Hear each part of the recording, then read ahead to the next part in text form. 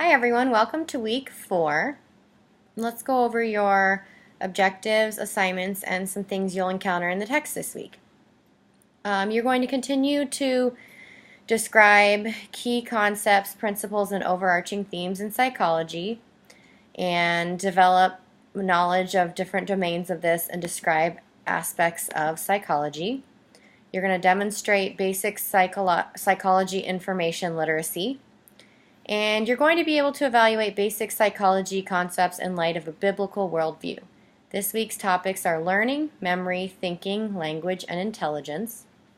You're going to read 3 chapters this week, 7, 8, and 9. I'm trying to save you from reading towards the end of the course when you're finishing projects, so that's why we're kind of doubling up here a little bit. You have your regular 2 discussion questions and your 3 responses for classmates, and then you have assignment 1 for week 4.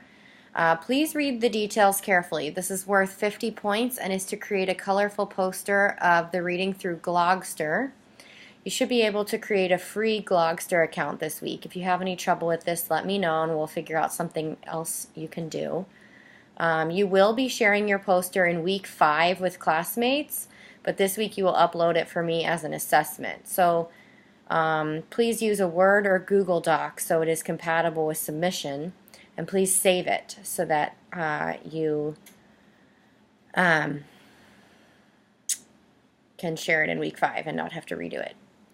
Okay, and then please make sure you've emailed me your research topic. It does need to be a disorder in the DSM-5, and I don't have all of those yet. Okay, let's talk a little bit about what you could expect to see in Chapter 7. This is on learning. And you're going to be learning basic principles of 3 forms of learning. Classical, which is also called respondent conditioning. And in classical conditioning, we learn associations between events. And this is sort of like the Pavlov dog experiment, where the dogs learn to salivate at the ringing of a bell because they associated with they're going to get food. And then we have operant conditioning, in which we learn to engage in behaviors that are rewarded and to avoid behaviors that are punished. That is like B.F. Skinner's pigeons, where he taught them in a series of rewards to fly airplanes by pecking their mouths on a button when I think they were rewarded with food. So that's pretty cool. And then there's observational learning, in which we learn by observing and imitating others. So that's more Bandura's social learning. So that's Chapter 7 in a nutshell. And then we're going to look at Chapter 8, which is about memory. And it's a process where we we process information in 3 steps. The first is encoding, which is the process of where we put information into the memory system. So we're encoding it in. Think of encoding, like going in. And then storage is how we keep it in our memory so we can use it later. And retrieval is how we access or recall that memory. So we're retrieving it from our memory. So we get encoding, storage, retrieval. That's how I would teach my little ones. We're also looking at the importance of meaning, distributed practice, and organization in encoding new memories. It's kind of like use it or lose it. How memory is physically represented in the brain, and how forgetting may result from failure to really encode or store the information, or to even find appropriate retrieval cues. And you'll see there are different disorders like Wernicke and Broca's area. When those are damaged, people either can't find the word they're looking for, or they aren't able to receive language well. So those are really sad things. You might want to look, I think I put that in your homework, but if not, you may want to look that up and learn about those. And then we're going to look at the debate over the potential suspiciousness of memories that are suddenly retrieved of sexual abuse when people are put under hypnosis later in life, and other techniques that are not, that maybe haven't been fully approved by the appropriate people, that it's still kind of subject to scrutiny, so to speak.